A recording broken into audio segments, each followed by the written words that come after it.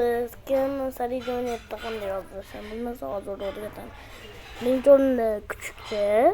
Benim yine küçükçe normalde bulardı. Sarı.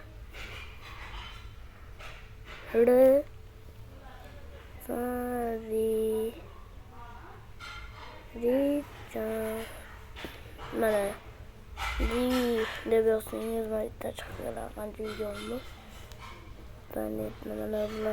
Mana bugün keçe koygan video. İşte benim roman değişmesin. Beni tasavvurla Karachi.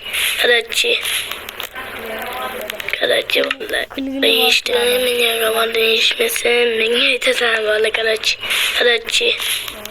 İşte benim roman değişmesin. Beni tasavvurla Karachi. Karachi vallahi. Şu an sen klikli vaziyatlar videom olsan Karachi. Klik yapışmasam Karachi bulunmaz. Kalamaz. Karachi parkurundan uçta başlayacak. Bir easy, normal, anette oğluysa hard. Lekin yok koymayayım ben.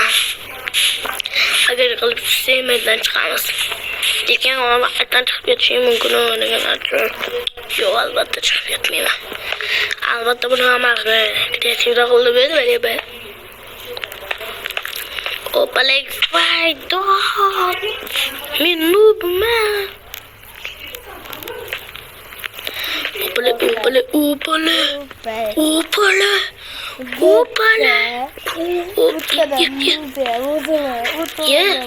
Hiç cama oldu.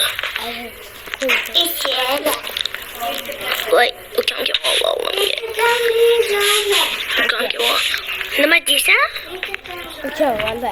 Nama ka?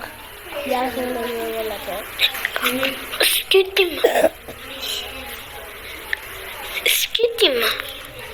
Ayağa kaçken? Vallahi özür dilerim vallahi. İnternetteki kilosunca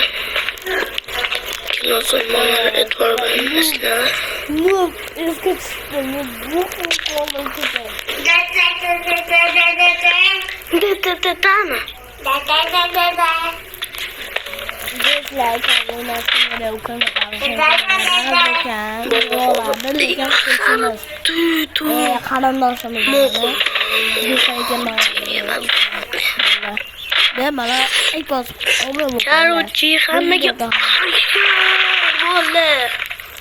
Hame ayat slalala sarina bolle. Hame ayat.